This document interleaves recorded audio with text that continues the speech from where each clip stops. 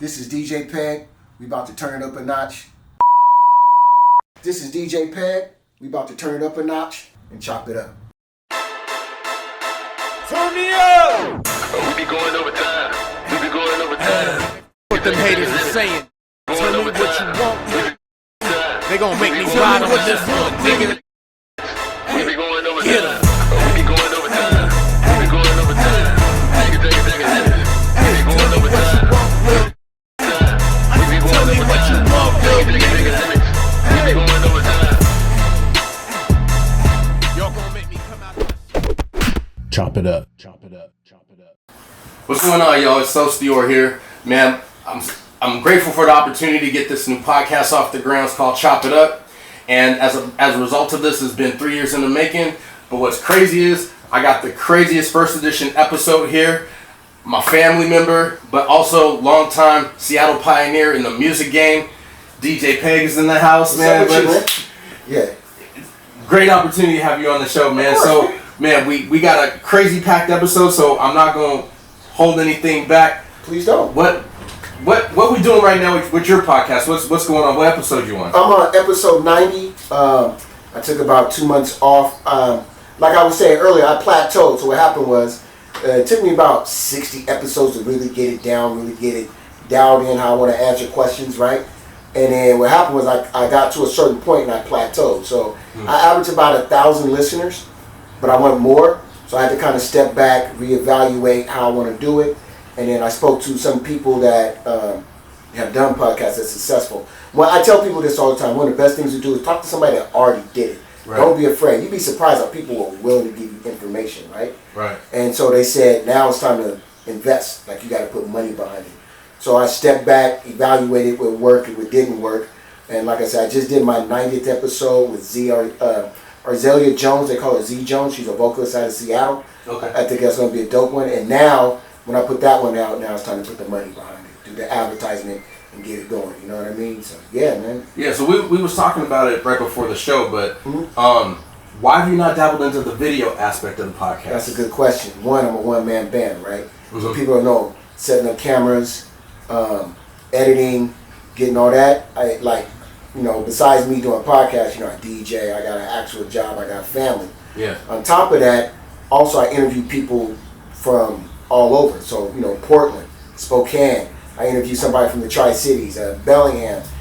So I would have to travel to set up cameras to do all that. And right. that's just it's time-consuming.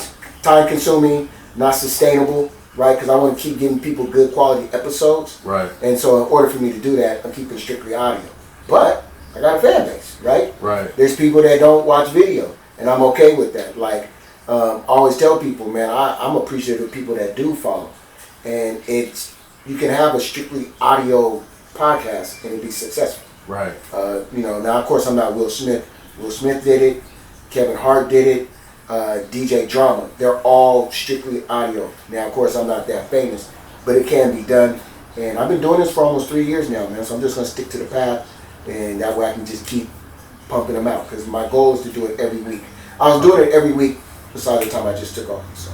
Got it. Yeah, for me, like, I'm trying to, my goal is to have like 1 or 2 a month, because like I got all this music coming out. So really the show really for me was really to be able to showcase like who I've been working with right in the industry, and like really just getting them to see like a different side where it's not like, hey, what is your favorite like, I don't want to do all that. Like, I really just want it to be just raw, like we just really just talking about like what's going on in our lives and really just shooting the shit, you know what I'm saying? And so like for me, like, when we was just talking right before the show, like, you had mentioned that, like, you had did the flyer for the Sugar Free show that we had just did back in September. So this is what's crazy, y'all. Like, I didn't realize that DJ Peg was the one who actually made the flyer for the show that I was performing on. Right. So I just found that out. Here it is, like, 6 months later, right? So it really just goes to show, like, we've been so, like, focused and, like, working that we don't even get time to just really just letting know what each other's doing and like where we're trying to make moves. So that's why for me I was like, man, like,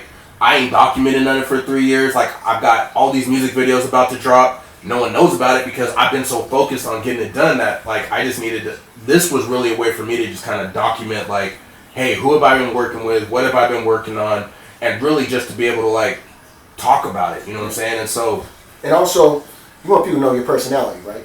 Right. Like I think that's the cool thing because I always tell people, like there's a lot of artists, right? There's people that do podcasts, people do everything, but there's only one you. You want to sell you.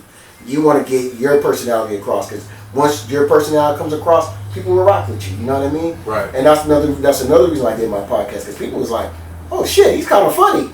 Like, you know what I mean? Like, okay, kind of cracks jokes, you know, and I think people are kind of shocked how articulate I can be. You know what I mean? Because, you know, I'm always bullshitting and shit, you know what I mean?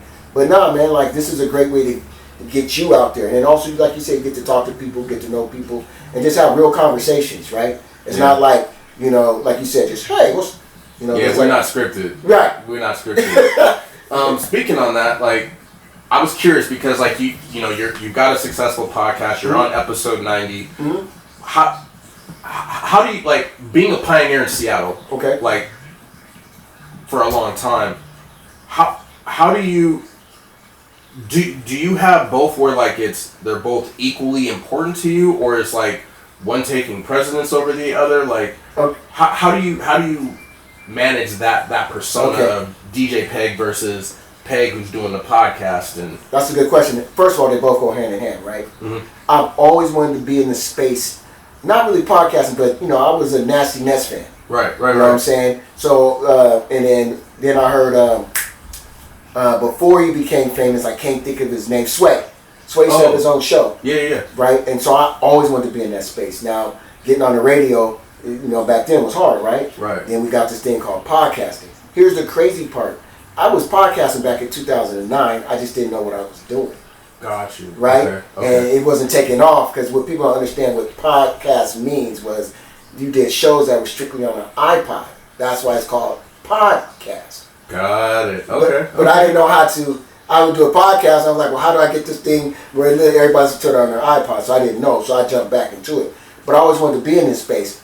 My DJing thing is easy. I don't mean to sound cocky. Yeah. I get booked. People call me. Like that's easy. That's easy money, right? Right. I stay booked. So that part is important, but I don't have to put too much effort and energy into it. That's gonna come. So now that that's on autopilot, now let me concentrate on doing this DJ thing.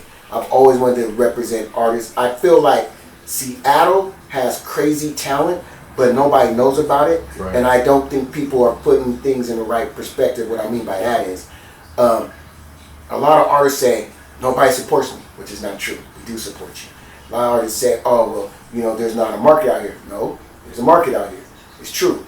What it is you have to be willing to, for any artist to go platinum or go big, you have to dump about 100,000. Right. Are you willing to put 100,000 towards yourself to make things happen? Right. So I just want to be one of the people that shine a light on the Seattle hip hop because I think it's dope. There's a lot of dope artists here. There's a lot of whack artists too, but there's a lot of dope artists here that need to shine a light. And I don't think there's a consistent, format or platform for them, right? Right. And that's what we need. And so I just want to be part of that, man. Like, you know, I don't make too much money off my podcast, but it's not about that anyway.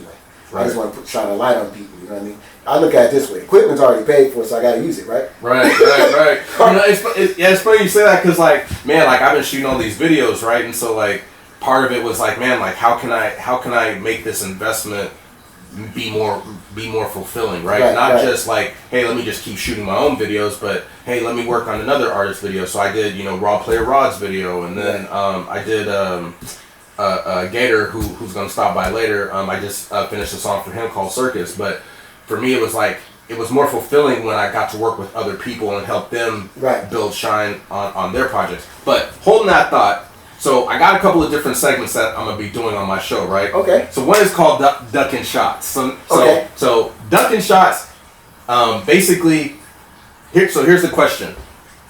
Out of all of the independent artists coming out of Seattle, who is either the hottest right now, or who do you foresee being the hottest within like a 2 or 3 year time frame? Oh, that's a good question. Ooh, that's a good question. And I haven't heard, first of all, I haven't heard everybody's music. So don't get mad at me if I don't mention it. Don't get mad. But I haven't heard you. But okay, maybe not one, like top three. Top three. Make it easier. Framework is probably one of the dopest artists coming out of Seattle. Not the dopest, but he's one of the dopest. veteran. He's my age, about 54. Lyrically is dope. Man, if he could just get in the right, I guess, find somebody to really put money behind him, he'll go, man. I like him, man. Who else? I like Ralphie Davis, bro. Ralphie Davis is dope, man. He's a person, again, just different.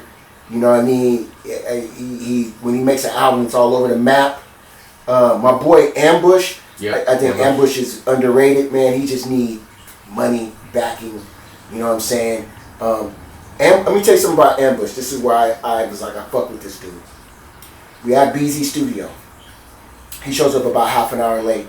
And I'm a little frustrated because, you know, I done booked about an hour and a half. I'm like, dude, you're already half an hour late. Right. He said, man, Peg, let me smoke this blunt real quick. I'm like, bro, we got to hit the studio. He said, no, don't worry about it. He goes, hits the blunts, come into the studio, one take. Not off his phone, memorized, murdered it. One take. So it was almost like, okay. And he has a memory, bro. So his shit is dope. So definitely Ambush. And I'm going to give you one more person, man. I like Mees. Mees is Is that M-E-E-Z? No, it's Meezeos, but EOS stands for Eat or Starve. Mees is a person, man. He's been doing it for years. He has a real laid back flow, but everything he raps about is real, is true, right? And so you can connect with that. So like if he says, yeah, man, you know, I got, you know, this Maserati. Oh, I hate to cut up. Papa Black Da Vinci does not get enough credit. He puts in the footwork.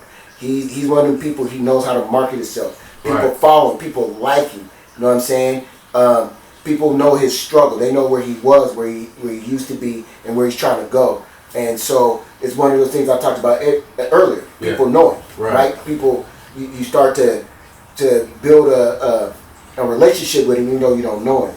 So those are my people I think has the ability to blow up. You know what I mean? Now, if I didn't mention you, I'm sorry. I haven't heard everybody's music, just the music that I listen to. Right, You know what I'm saying? Now, it's funny you mentioned Papa Black, because if I'm not mistaken, unless I'm getting the wrong artist, but it was funny, I was actually shooting a music video down in Seattle, and an artist, well, I didn't know he was an artist at the time, a guy came up and he was like, hey man, like, what are you doing? I was like, oh, I'm working on this music video. And he's like, oh man, take my information down. And if I'm not mistaken, I'd have to check my phone, but I swear he said his name was Papa Black. Yeah. He just didn't say Da Vinci, but he said his name was Papa Black. And so I didn't know him, so I was just like, oh man, it's whatever, I'm just doing me. All right, cool, I'm out, But I'm gonna have to be a lookout. So, all right, so. What other? You, cousin. God damn it. And I'm not saying that because you right here. Yeah. It was kind of a layup. But nah, man, like, I got one of your songs. You did a freestyle for me that I play on the radio. It gets requested. You did it to one of Mustard's beats. Nah, man, like, you know how to put on the show, bro. I was impressed when you did the Sugar Free. You know what I mean? But you're my family, bro, so I don't want people to be like, oh, yeah, it's his cousin. He, you know what I'm saying? No, we're not doing the whole family thing, and this is why he's number one. No, he's number one on the show because he's a pioneer in the city. He's been doing his thing. Like, you got to give respect where respect's due, and this is my way of paying flowers for someone who's been holding it down. So that's how Peg got on the show as the inaugural show. Well, you feel me? I got to say two things before I'm gonna go off script. Two stories I'm gonna tell you about my cousin. First of all, I'm DJing at the Contour, right? And I'm killing it. My homegirl Tanika was like, hey man, we got this dude from Canada. You want to know if he can get on? I'm like, okay, cool. Yeah. She's like, yeah, he just came in from Canada. He's originally from Seattle. So, okay, cool. And I was like, that's my cousin. Like, that's cousin. Like, no fake, like, same blood, you know what I'm saying? Everything. That's my cousin, right? So that's one. Another thing too, man, one day I go out to this club in deep ass Kent. I can't think of the name of it, right? And I walk in and everybody's rocking. Everybody's having a good time. I look up and it's you. I was like, what's the name of that club? Honestly, I don't remember, but well, I'm saying all to say, he's a dope ass DJ too, by the way. But besides rapping, he's a dope ass DJ. This rap thing don't work out. He can definitely DJ. You know what I mean? Matter of fact, I just came from the studio. He got 2 turntables set up. Yeah, but it's always just and forever. But it's just crazy that us being family, that we cross paths later, right? Yeah. You know what I'm saying? Plus, I don't think people realize how many years we are apart. I think we're 10 years apart. Yeah, probably, give or take. Give or take about 10 years. So, he's my little cousin. Yeah. You know what I mean? But nah, man, I mean, but even before then, man, you're dope. Like, this is no nepotism. Like, you got skills. You can DJ, you can rap. You know what I mean? I like your work ethic, right? Like, you be like, hey, man, you know, I got 13 hours. I be like, oh, okay, cool. So you put in the work. And then one thing I also like about you take advice. Like, I could tell you something, and you won't take it like I'm dissing you. Right. Good or bad. You know, I could be like, hey, cousin, this is what I think about this is what I think about that. You know what I mean? And, man, so, you know, I just want to say that. I kind of went off script. But I just want to let you know, it's, even if you wasn't my cousin, I would still feel the same way. The fact that you're my cousin, though, makes it even better. You feel me? Yeah. A lot of people, I don't think, realize, like, for me, like, one of the things that I've been ducking a lot lately is just people who I classify as, like, amateurs in the game. Because, like, I'll give you guys a quick example. So, like, Reddy Ron reached out to me, right? And so he's like, hey, man, I'm working with this artist, and the artist needs a music video. So I'm like, all right, cool, right? So, you know, me and Ron, we explained information, da-da-da-da-da. And then long story short, like, the artist kind of low-key started kind of ghosting me, and I'm like, what? Like, just send me the information, you know what I'm saying? And so, like, for me, one thing I'm having to do is really learn. I'm a very humble guy, and so I think a lot of times people take my humbleness as like a defect. Yeah, because they keep trying me, and it's like, look, bro, like I can get down with the best of them. You know, I don't like to go down that path because I'm trying to be, you know, straight and narrow and do my thing and do it correctly. But you know, for me, it's more like I'm finding a lot of times now it's like What's really crazy for me is that I feel like, and I don't know, maybe you might have had this experience, but when I would try to work with artists or I try to, you know, get someone on a show or something, like they would first kind of have this attitude of like, oh man, like I'm good, like, you know, what's in it for me? And I was like, okay, cool. Now all of a sudden, because they see I'm making moves, right? They see my first music video drop, or they see, you know, I got Money Making Prince on the song, or they see I got, you know, this person on the song. Now all of a sudden they want to be like, hey, like what's good? Like, you know, hey, can you shoot my video? Or hey, can you do this and that? And it's just like, nah, man, miss me. Like I'm y'all slept on me before. Like there's no coming back, bro. Like you didn't want to fuck with me when I was down here, but now you see I'm surpassing you. Now all of a sudden it's like, oh, hey, what's up, man? It's like, I don't got time for that shit, bro. If we down, we down. If we not, then I'm gonna keep it pushing. Like, do you get that as like, you know, in your progress in your career, like? So one, you have to learn. Everybody doesn't move like you move. True. So I learned that the hard way. Like, everybody won't grind like you grind. A lot of, you know, there's a saying that everybody wants to be famous, but nobody wants to work hard at it. Right? Yeah. And there's no shortcut to success, right? You can't do little things and expect big results. Also, people don't want to latch on to you until they see what you can do, right? So it's like one of those things like, oh, he really did do that. Oh, okay, now let me hop on, right? Right. And so they don't see your vision, right? Nobody can see the vision of the house till the house is built. Right. Then they're like, oh, I want a house like that. You know what I mean? Right. And that's just, bro, it's just life. You know, you could be mad about it, but people will weed themselves out, man, and they're doing you a favor, actually. Let them weed themselves out, man. Let people that didn't believe in you just, you know, like you said, okay, cool, man, look, I'm moving on now. Like, you missed the bus. The bus is moving and you're not there. Another person I learned from is Kun Love. Yeah. Let me tell you about Kun, and I hope he sees this. Kun is one of those people, when I was first getting the game, everybody would come up to him, oh man, I'm doing a mixtape. Oh man, I'm doing this. Oh man, I'm doing that. And everybody would just tell him these things that he's doing. And I would watch Kun be like, all right, bro, cool, yeah. And then as they walk off, he was just kind of like, okay, we'll see. Right. And he used to always say, we'll see. And then as I started to notice him, I was like, didn't that dude tell you 6 years ago he's doing a mixtape? It never happened. Oh, this dude said he's going to promote a club. It never happened. He hears it so much. Right. Now, he doesn't tell them, like, it's not going to happen. He's just like, all right, cool. Right. All right, we'll see. And I realized that everybody doesn't move like Kun. Right. And he knows that. And so, but he's humble. He's never going to tell you, like, I think you're full of shit. And just be like, okay, cool, we'll see. And he keeps it pushing. I have to learn to keep it pushing. I can't get mad that you don't move the way I do. Or I can't get mad that you didn't see my vision. You know what I'm saying? There was people, bro, like, I remember when I first started DJing, I'm not going to say the DJ's name. He said, you'll never be a dope DJ in Seattle. He said that to me. Really? Yes. This was 2004, right? He didn't know I've been DJing since 1985. I was just on hiatus. Right? And he's like, oh, you'll never make it in Seattle. And just for the record, this man stay booked, bro. I can't get a flyer made by this guy because you stay so booked. You know what I'm saying? Like, yeah. So and what I did, that was actually fuel. Though. I ain't gonna lie, I kind of needed that. That was motivation. It's like, oh, okay, all right, cool.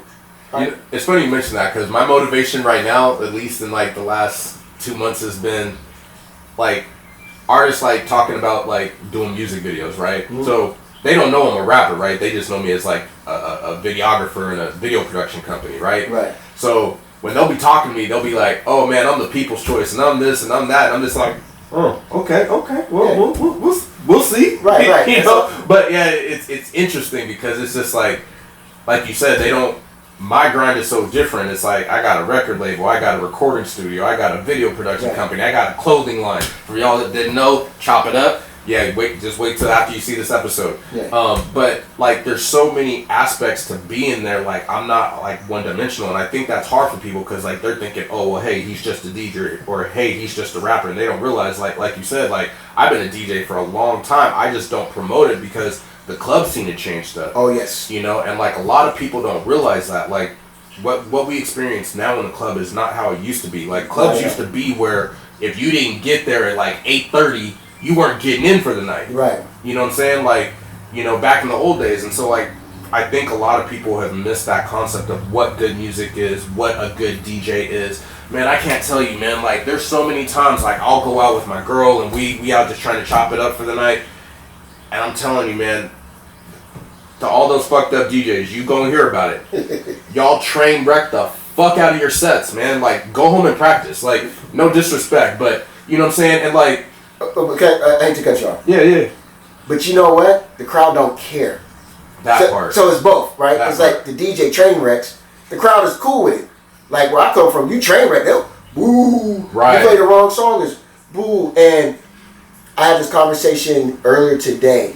The energy of the music that's out right now is not there. Right. Right? Like, so I do a social club, and I'm everywhere. I'm Hall & Oates. I'm Dua Lipa, I'm Lizzo, I'm, Mace, I'll everything is, high energy. Right. Everybody's dancing, having fun. Right. And then I'll play a song somebody requests, it might be Little Baby or, no shade to it, because it's all good music. Right. But it just doesn't have that, you play it, it's like the energy goes down, right? Yeah. Like, people aren't having fun, right? And there's both music, it's okay to do both music, right? DMX, Party Up. Right now, how many other songs he got that won't go in a club? But he has a banger. Right. T.I. They all was like, okay, let's make one song for the club. I think that's missing right now. It's okay to have fun, everybody. It's all right. Everything doesn't have to be, weed, bitches, money, drugs. Like you can have fun. Yeah. It's okay to, and I think the fun aspect is missing. Nobody wants to have fun no more. You know what I mean? Yeah. And we got to get back to that. Like I said, the song. The freestyle that you gave me, man, it's fun. It's high energy. It's fun. People like it. You didn't cuss, thank you. Yep. Yeah, you know what I mean? Yep. And there's other people that do so. Walker, took her to the Bay. It's fun, man. It's my homeboy Larry D. Hawkins, man. He got a song called produced by Funk Daddy. Have Some Fun. Right? That's the title track. It's high energy. You could do both, man. And I just think back to the club. I just think. The club scene for the younger crowd, I don't get it. That's okay. I'm not supposed to get it. I'm 54. Everybody's in their 20s and 30s. But I can't DJ no more, right? I choose not to. And that's okay, man. Like, everything can still work. But yeah, like you said, and I think streaming killed the DJ game too. You know what I'm saying? Everybody want to hear their song right now. Like, that song won't work. Right. I know it just came on Spotify yesterday. Right. But that song's not going to work. You play it, it doesn't work, and they're just like, oh, they don't know good music. Nah, you don't know good music. That's okay. So like how, like, because you mentioned like with just like the way that the club scene has changed. Mm-hmm. Like, why do you, as a DJ, like why do you think artists have gravitated away from making that good, fun, high energy music and have gone more to that, like, not necessarily mumble rap, but just I two things. One is cookie cutter, right? Mm. This person made a hit doing this. Oh, I can make a hit doing that. Right. It's cookie cutter. Like, I don't think too many artists are willing to take a chance. Right. Let me just do something out the norm, right? Outkast is really good at let's just do this crazy ass song and see what happens. Right. You know what I mean? Yeah. So out of 16 songs, we gave you 15 that you like, but let's throw this one. Right. Let's experiment. Is that type of thing, and I think what happens is that it's easier to say, okay, well, that person made a hit like this, I'm gonna make a hit like that. T-Pain, I don't know if you've ever seen this episode. T-Pain lost his shit one day. It was like, why are we all making the same music? Right? He's like, why are we all, he said back in the 90s, everybody wanted to be different, but now everybody wanted to be the same. Now, that being said, there are artists that are making good music. It's just not popular, right? Okay. There's young artists actually making really good music. It's just not popular. You know what I mean? And so, how do you have like any that you would recommend? Oh, off the top of my head, nah, I mean, I know there's a lot of artists out right now. Right, so. But I mean, like, who's young right now making good music? I mean, I like Hit Boy. I think Hit Boy makes good music. Don Kennedy just made some shit that was dope. Of course, I mean, Kendrick Lamar's new album. I mean, yeah, he got some danceable shit on there, man. You know what I mean? Yeah, that's all I could think off the top of my head. You know what I mean? That's like, say, okay, let's do something different. Redman's album, shit. Probably one of the best albums out right now. I don't know if you heard it. No, I haven't heard Muddy Waters 2? Okay. Yeah, I seen a post on it on Facebook. He's having fun, man. Just, hey, man, just, you know what I'm saying, turn on the mic, let me yell at the wall and have fun. That's what it is, you know what I mean? And he got other songs too, but it's just that, let's just have some fun, and I just think we got to get back to that. And I think it will, man. Music always takes a shift, right? Right. Like, music is always someplace, and then eventually somebody's going to do something, and everybody's going to be like, oh, okay. I'll give you another example. Remember everybody was doing the little Indian women? Yeah. One person did it, everybody else did it. It's the same concept, you know what I mean? Yes. Yeah. But no, man, I think music, everything gets complacent, right? So, yeah, shit's gonna change, you know what I mean? Plus, you want your shit played on the radio, you want your shit played in the club, so eventually you'll figure it out, you know what I mean? So, yeah. Yeah, that's one thing I like, especially at least for my music, it's, each record I try to make very different. Well, record in the sense of the actual song, but then even the project, like each project is very different. I got a new project that we was just kind of talking about a little bit, like the super high energy, like EDM. Mm-hmm. Like when I show people like just a couple of the tracks from it, people like start tripping. They're like, dang, that Sos did that? Like, because it doesn't sound like the other record, you know. But for me, I guess kind of growing up, like Outkast was one of my big influences, Big Boy and Andre 3000, and so like for me it was really like, seeing how they changed between their projects. Like each project had its own identity, and that's what for me, like each project has its own identity. I have albums that has like multiple producers, but even with that, like there's albums that are specifically one producer, but just to show you the versatility that producer had in creating that project. So like Reddy Ron's going to be on the show, and that's one of the projects we're talking about, where that whole project was produced by him, and the fact that like it's all like East Coast boom bap versus like West Coast, in which came out, where like two completely different styles, and like lyrically just even how I approach each project was different. So to show people versatility, but also different type of production. I don't know if you knew this. Did you know that Reddy Ron used to work with DMX? I did not know that, but I wouldn't put it past him. Man, I didn't know that. I did not know this, and what was crazy about it was Reddy Ron didn't even tell me that. Right. I had to find out from another person who was like, yo, man, did you know that? And I was like, nah, man. And then it got me thinking, and this is one of my questions for him on the show is, why didn't you tell me? Like, you were a pioneer in New York. You was doing your thing. You was, like, the upbringing of DMX. Not like when DMX was popular, but, like, beatboxing and DMX was doing like the instrumentals for Reddy Ron, and while he was rapping, and I'm thinking to myself, I'm like, why didn't you? Maybe because he didn't want to use his merit. You know what I mean? Right. He probably just want to stand on his own, and he could do it on his own. Some people are like that. You know what I mean? Yeah. Like a lot of people don't know. My brother was shit. My brother's probably one of the best DJs out in Seattle. Right? Did you know that? No. Yeah, man. My brother John, man, he was a DJ first. Right? So I wanted to be like him. Got it. You know what I mean? And then when he was in LA, I went to go visit him in LA. And so he was down in LA doing this thing. And I don't mention it because, I just wanted to make it on my own merit. Right? I just wanted to let people know, like, hey, of course he gave me advice, but the most part was I just like, okay, I'm going to do my own thing. Plus, DJing saved my life, bro. Like, a lot of people don't know that. Like, my story's crazy. Like, you know it. But, like, DJing, if I wasn't DJing, man, I'd probably be locked up right now. Real shit. So, there was a way for me to, I always did it. Like I said, I was on hiatus. You know what I mean? Some people already know the story. I was looking at time in prison again. So, my second conviction. And by the grace of God, I beat it. Police fucked up on that one. And I was like, okay, I can't go back to doing what I was doing. I got to do something else. And I was like, well, shit, my homeboy E.1, DV was like, Peg, you're not a DJ, man. Just DJ and get some money. And then so my homeboy Flip gave me my first spot. And I DJ'd at this little hole in the wall in Othello. I was horrible. Not horrible as far as the skills, just song selection was horrible. Just not cool. Then I got to, I ended up going to Vito's, my homeboy Ghetto Prez. Ghetto Prez put me in Vito's. From there, Lovesick Larry took me under his wing. Once I realized, like, oh, I can't force feed people shit. Right. Okay, I gotta play with the crowd. Like, I used to force feed people shit. Like, you guys like that.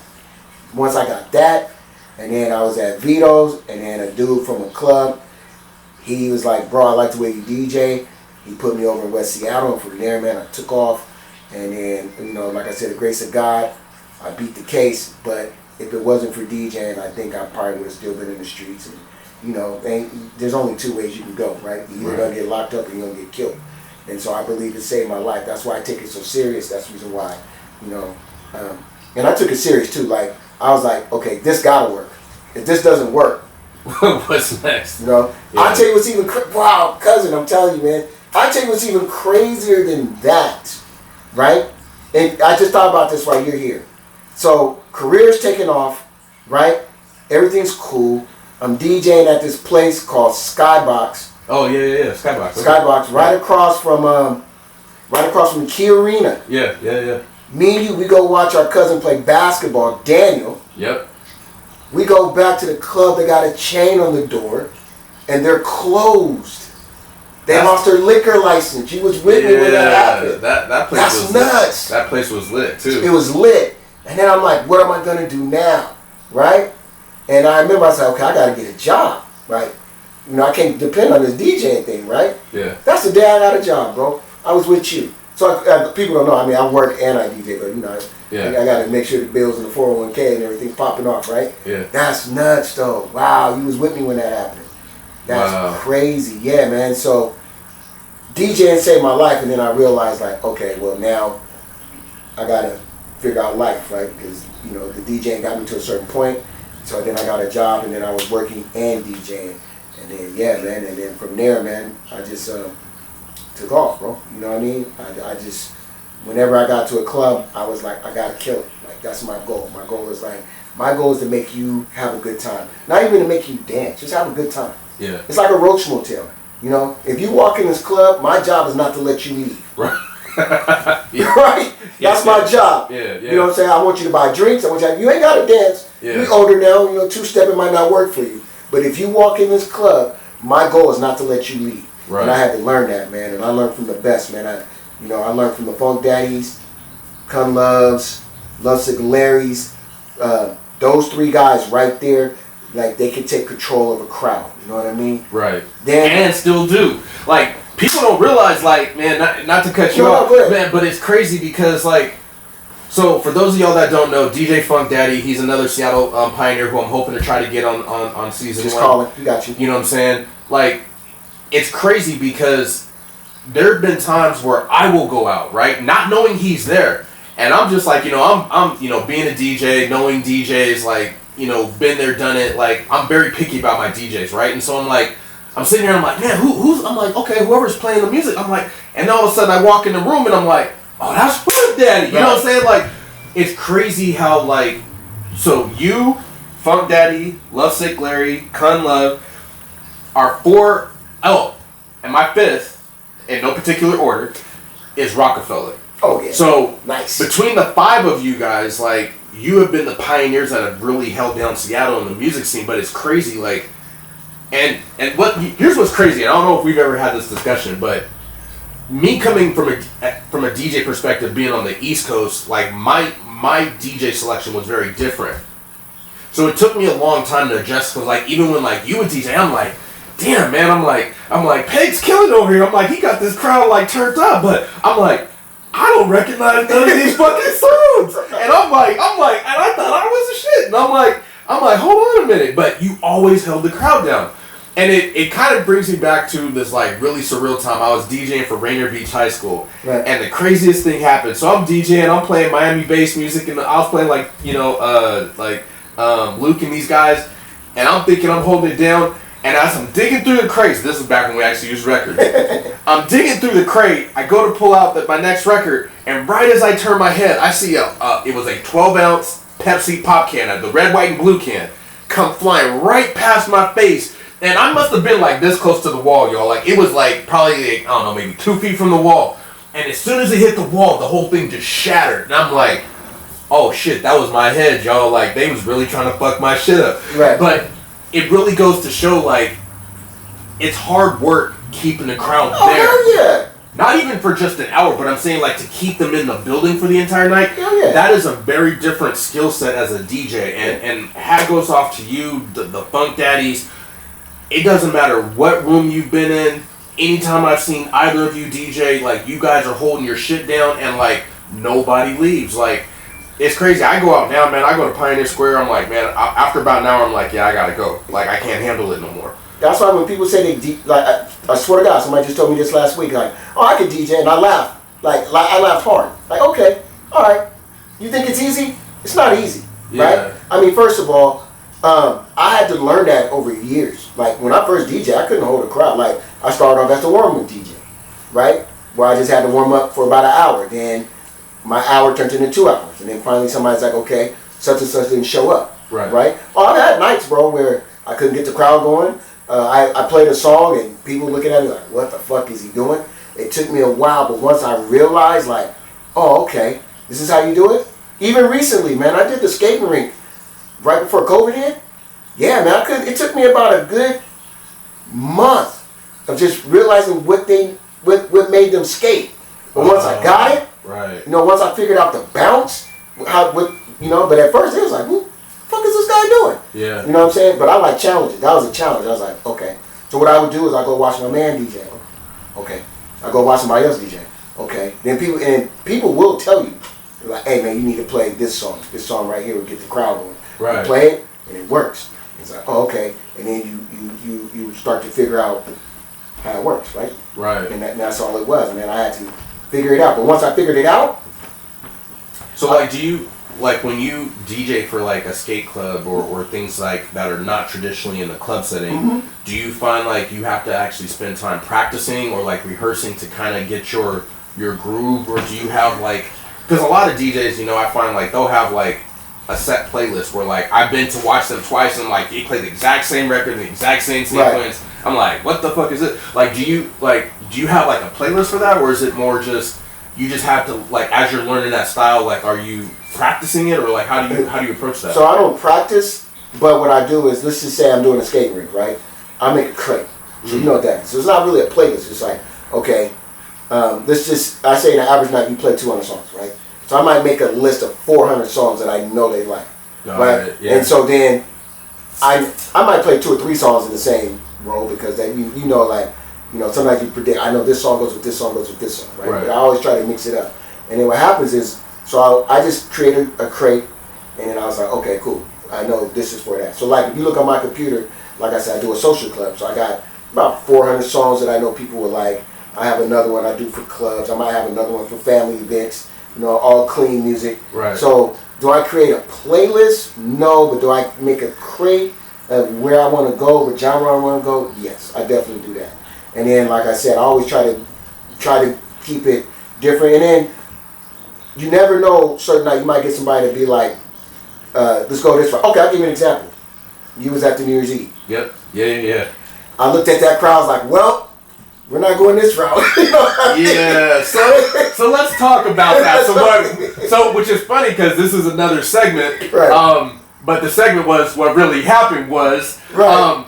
But it's funny because, so just so y'all know, I got a song. It's called Peoples. It's coming out very soon. Song I actually did the song 2 years ago, and I was so busy working on different albums, I totally forgot about the song. And as I was getting ready for this year, I came across it. I was like, damn, I the reason I was sitting on it was because it's a New Year's Eve song. So I knew like I only had like a specific time frame to work on it. Right. So anyways, fast forward in the tape, y'all. So I'm working on the song Peoples, right? I know it's a New Year's Eve song. I happen to look at the calendar and I'm like, oh shit, it's like December 27th. I'm like, I got 4 fucking days to get ready for this. So I was like, so I call up Peg and I was like, hey man, like I know you DJing the night. Hey, let me come through and let me work on my music video. So I hit Peg up and was like, hey man, I need to work on this music video. So he's like, cool, no problem, I got you. So long story, so in my head I'm thinking, hey, like New York, New York, kind of a vibe, everybody's celebrating, they're wearing the New Year's Eve's hats, everybody's kissing, having a good time, having drinks. Meanwhile, in the background, so we're there ready to film, Peg shows up, we're talking, we're chopping it up, and then all of a sudden the crowd comes in, and I'm like... LGBTQ, you could say it. I'm like, oh shit, like, did I not get the memo right? Like, no, I have nothing against them. Right, no. But when you're in the vision of like, hey, I've got a specific shot that I'm looking for a video, that's a very different concept, right? And so for me, I was kind of thrown off because I was like, okay, how do I make this work? And so like I'm seeing like very lumberjack style men, they're coming in, they're having a good time. They were having a good time. Oh, the party was off the chain. They had a great time. They were having a great time. No weird interactions, but it got to the point where even for myself, I was like, okay, I'm starting to feel kind of uncomfortable because I didn't see people like myself. And so, I was like, okay, I got the vision for my shot. I'm here just kind of chilling, doing my own thing. But then it was like, okay, how do I continue to get this video done where it's catering to everyone in the world as opposed to one specific community? Right. And so that's where I was like, okay, like, I kind of have to rethink my strategy of how I'm going to handle the night because I had nowhere else to go. Right. And so, yeah, to your point, like, yeah, the crowd was having a great time. Like, like there were, hats off to them for being able to hold it down. It just... Yeah, and it was crazy after you left, it got even bigger. But, I'm not homophobic at all, right? But, like I said, the LGBTQ community came in there and I had to adjust because I was about to go, like you said, New York. I was ready to play some hip-hop, some R&B. And I was like, okay, that's not going to work tonight. And it was older people between the ages of 30 to 50. Right. So it had nothing to do with the fact that we're LGBTQ. It just had to go with the age group. Right. That's why I shifted. I said, okay, what I had planned ain't going to work. Let's throw that out the way. Right? Yeah. And I went, and you was there. Yeah. I went another way. Right. And everybody, especially once I played Whitney Houston's I Want to Love Somebody, it was over. It was over. They turned down. Yo, so all right, so y'all gotta understand, man. Like when he says he played Whitney, like that's an understatement. Y'all gotta understand, like when he played it, like they blew their shit. Like they man, I will not forget. I got this ingrained in my vision, but I see this white guy. He had his shirt open. he had one button done. The rest he was letting his belly hang out. Yep. And he's like the guy with the beard. Yeah, he was like, I'm all about Whitney, and I'm like, really? Let me say this though. That's what music can do. Yes. It can make people. I told you once you come in this building, right? Everybody had a good time. I had a good time. They did. Everybody. And the reason why I had a good time because the energy you give me, I'm gonna give back. Right. They gave me energy. I'm giving it back. And that's why I was saying, like, back to the point. 2 things. One, I had to change. I had to adjust. So if I'd have stuck to my playlist, they probably would have left. Right. And the second thing is, like I said, man, it's that energy. Let's all have fun. We're having fun. I don't care what you are, man. You could be fucking green. If you want to come have some fun, let's have some fun.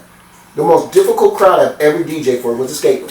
Them people was fickle. They was like, fuck this nigga. What are you playing? This shit is whack, right? And I'm thinking I'm playing cuts. They're like, nah, man. We can't skate to this. Right, you know what I mean? It took me a minute, but once I got it, the song that made me where they wanted to go was Chunky by Bruno Mars. Yeah. And I was like, that's, okay, they want that. They want to be able to skate and, you know what I'm saying? Because I'm like, this is the cut. Like, and I was like, okay, now I got it. That's all I need to know. just give me a few songs where you guys like to rock, and then once I got them, I had them, man. You know what I mean? But yeah, man, it's yeah, man, DJing is not easy, man. It's not easy, but it is. Yeah, it takes work. Once you find kind of like your groove and your style, then it becomes easier. But trying to find that, it's very hard. And like even the last couple of DJs that I went and saw, like they were up on Capitol Hill and stuff, like they were playing songs, but like they would jump around a lot, you know. And it's like, you know, as a DJ, you kind of have to realize like, hey, there's certain songs that you can play when they've got like a female vocalist on it. Play these songs now versus like in the middle of the night when no one's gonna be like, all right, cool, you know. And so like for me, that's the part where I feel like a lot of DJs just play songs as opposed to knowing their crowd, like you said, what makes them dance and what gets them to want to stay and vibe. Because, you know, for me, it's like, man, like I've heard this song a million times, so unless you're doing it in a way that's like unique or something new, it's kind of like, okay, well, I'm ready to pass out because I'm like, I done played this song a million times as a DJ. So you know, so finding that great balance, like that's why I really respect like what you do as a DJ. Even when I'm not DJing, like just to go listen to you play, like, you know, like that's why I'm trying to tap in, like, hey, where are you going to be at? Right. Because I want to have a good time and I want to know I'm going to listen to good music and not have to worry about what the DJ's playing and train wrecking and all that shit. I can just go, I can just have a drink and just literally have a good time. Like that's why, you know, for me, like I really respect what you do as a DJ and Funk Daddies, because man, like both of you guys, man, it doesn't matter what room you've been in, what the environment was, because like, man, I'm telling you, New Year's Eve had me, I was like, damn, bro, like I didn't know, I was like, okay, hold on a minute, New Year's Eve, I'm like, where the fuck is everybody, right? So like the fact that you was able to hold it down, I was like, man, my hat goes off, because like you did your thing, you held that crowd down, and they was loving every minute of it. Yep. I mean, they was sweating all kind of shit. So now I gotta ask you a question. I know this is your podcast. This is a question I've been wanting to ask you. So, like you say, you got like 13 albums. You always recorded music, right? Right. How do you write lyrics like that? And I'm gonna tell you why. You probably don't know this. I had a record deal, right? I didn't know that. Yeah, I had a record deal in '94. So I had a record deal.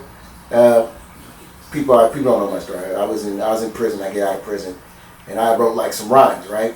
And they was like, "Man, we want you to sign a record deal." In my head, it's like we want to give you a three record deal. Yeah. At least 15 songs a piece. And I'm like, well, man, it took me like 6 months to write 2 songs. So I'm like, you know, so we're talking about 15 times 3, that's 45. You doing the math. Yeah, no, I'm good, man. You started doing the math, was like, I'm up. Yeah, I got you. You know what I'm saying? I got you. I wrote 2 dope-ass songs because I had nothing else to do, right? Right, so you was working on it. I was like, no, I'm cool. So, and that was my mentality, like, how am I write 45 songs? That's nuts. So, how do you, like, do you just get in the zone? Do you already have a concept? Or, like, are you just on the toilet and something hit you? Like, how do you write songs? How do you write, like, bro, you gotta think, if you're talking 13 albums, right? Yeah. If you're talking 13 albums, we'll say 10 a piece, right? That's over 1,000 songs, easy. Right. So how do you do it, man? Like, you know, well, my career started early 2000s, so as a rapper per se, right? And so for me, it was, when I first came out, it was really kind of just, I wanted to be different. I wanted to have my own sound. I was producing all my own music. right. So when I first came out, I had 15 albums out prior to 2010. Okay. And so when I was doing that, like I was blowing up. I had my own tour. I had artists on my own record label, Cartello Records. But my music was very different back then because it was all about me on the hustle, me grinding, right? Like that was kind of my MO. Whereas now, because I had that hiatus for such a long time, now it's really more about the evolution of Sos and kind of what happened. So to answer your question, I'm not producing my own music as much anymore. It's just too time consuming with all the other things I've got going on. But the way that I go about writing music is really just kind of what feels good. Okay. I don't care about fame. I don't care about, you know, being the best rapper alive. Like I'm not worried about that. I've already been there. Like for those that didn't know, like I was blowing up the same time Drake was coming out of Canada. So I've already been there, done that. Now it's more like the evolution of how do I get people to like my music, play my music, but also tell their friend about, hey man, there's this really good song, or hey, check out this music video concept. Like you're not gonna find me with a bunch of AKs in my song or different types of guns in my songs. I make references to them, but you're not gonna find them in my song because ultimately, I want my music to be considered art. Right. And so for me, when you're creating art, you have to look at it from that lens of what does this song portray? Like when I hear a song or like I hear music, I can start instantly writing music because ultimately like music's been a part of my life since I was young. So for me, it's more, that's why I think I have so many different records. There's 13 albums out I'm trying to drop this year, but in total right now I've got 17 that are already recorded. I just gotta get them out. But my goal was to try to get the 13 out because there's so many different flavors of music that like I can't just pick one album and say, hey, let me just run with this one album, because like for example, I got my EDM project that's coming out. It's called Sapphire. If I release Sapphire, then all my songs for the younger generation is going to be like, well, I'm not really vibing to this because this isn't my club music or something that I would listen to, right? Because they listen to Lil Baby, The Baby, things like that. So for me, it was I had to create music for everybody, regardless of age, demographic, community that they live in, to be able to have it to where they can all say, hey man, like Sos, man, he killed it on this song. This is something I can rock from now until the day I die. Right. But have the younger generation say that. Have the older generation say that. Have the people who were bouncing in the club, in the skating rink say that. So for me, it was how do I get everybody to be able to associate with some form of Sos Dior, not all of it, but creating music for everybody. But with that being said, it's no longer about me. It's more about the community and the fans, and how do you give them music that they want to listen to, that they can associate with. And so so it's an evolution. It was a process, but now like it's kind of like DJing. Like I found my niche, and so now it's like, oh, as soon as I hear a song, it's like boom, and then before you knew it, what was like originally like one single or two singles kind of became a whole project as a result of, hey man, this producer actually produced multiple tracks that now kind of have their own vibe and flavor. So but I got hits across the board. So 2025, yo, it's gonna be the year for Sos Dior. Y'all gonna see me in the music game, but cool, man. Yeah, I want to see it because, like I said, I was thinking about that the other day. I was like, yeah, there's no way I'm doing that. That's why artists that constantly put it, like Wiz is one of the people, man. He puts out so many albums. You're like, how the fuck does he do that? Like, I don't have the creative process, so it just blows my mind. You know what I mean? But that's what makes the beauty. That's what makes us different. That's what makes the world go on, right? So what might be easy to you might be hard to me, and vice versa. Yeah. So just like how you just said, like you talking about how it blows your mind. See, that right there is a song. Right. Like, so just so y'all know, y'all heard it first right here on Chop It Up. Right. Episode number 1 with DJ Peg. He said he wants a song called Blow My Mind. So guess what, y'all? I'm gonna be in the studio working on that. We'll see how long it takes me to get it done. As long as I find the right music selection, but I'm gonna make a high energy track that you can play. Called Blow Your Mind. Blow Your Mind. All right. So that's how it works. Like it starts from everything. I mean, another example would be I was actually I was going to bed one night, and it was like, I don't know, 3 o'clock in the morning or some crazy thing. And I was like, man, I'm still kind of wired, but I knew I needed to go to bed. So I was like, all right, let me just play some music and hopefully just fall asleep, right?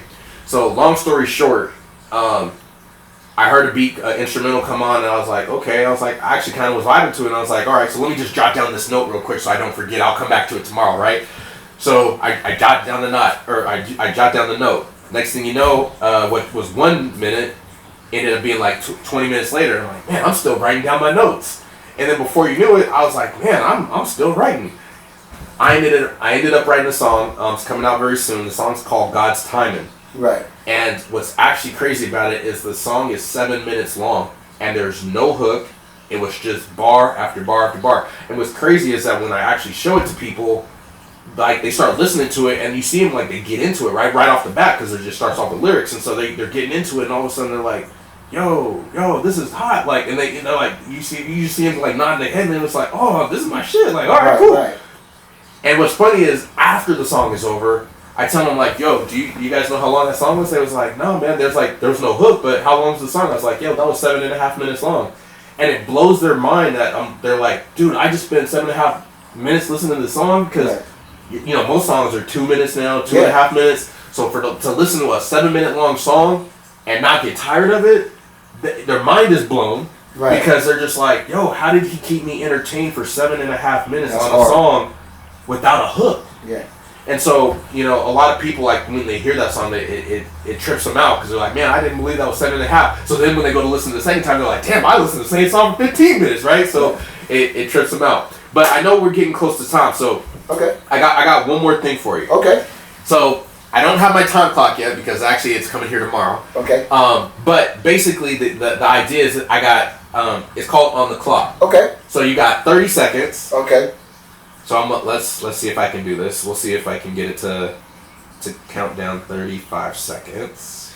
Or you haven't count up 30 seconds either. All right. Because I don't know shit about phones. To get it to count down. I can get it to count up. I can't get it to count down. Right. Okay. Oh no, I don't. Oh, timer. Yeah, it'll count down on the timer. You got an iPhone, right? Yep. Yeah. Well, yeah. So there's the timer, but I can't do it and show you the notes. Oh. All right. So check this out. Alexa, set a timer for 45 seconds. 45 seconds. Starting now. All right. So that gives me 15 seconds to get this queued up. All right. Just for the record, y'all, this is called On the Clock. So basically, I ask you as many questions as I can before the time runs up. You got to tell me which you pick one or the other. Okay. Okay. So first question: blue or yellow? Blue. Lambo or Ferrari? Lambo. Cheesecake or coffee cake? Cheesecake. Tux or PJs? PJs. Night out or night in? Night out. Bikinis or white tees? Ooh, shit. Ooh, I like a girl in white tees and nothing else. Levi's or Dickies? Levi's all day. Harry Potter or Transformers? Transformers. Scare or be scared? Ooh, scared. Halloween or Hubie Halloween? Halloween. Avengers or Star Wars? Star Wars. Valentine's Day? There's our 30 seconds. Give me the last one anyway. What is it? So Valentine's Day or 4th of July? 4th of July. Come on, man. I'm born July 11th. All right, so that was 12 out of the 30. So all right, so check it out, y'all. I know we had time. We had a great conversation today with my man DJ Peg. So just for the record, we can't do just one. So I think what we gonna have to do is just bring them back once every season and just chop it up and continue. You know, because you got to bring me back because we really didn't talk about the podcast. So we'll do that in the next one. See, now we already got something to talk about. Right, exactly. So once again, thank y'all for your time. Yeah. Peace. Oh, this was fun, bro. This is fun. We be going over time. We be going over time. We be going over time. Take it, limits. We be going over time. We be going over time. We be going over time. Take it, limits. We be going over time. We be going over time. We be going over time. Take it, limits. We be going over time.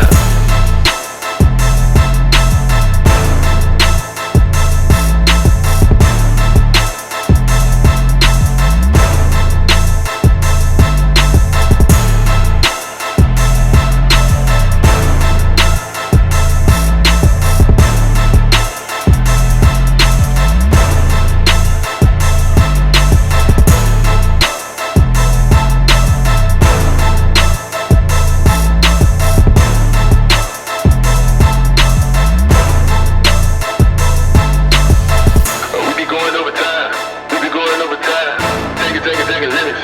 We be going over time. We be going over time. We be going over time. Take it, limits. We be going over time.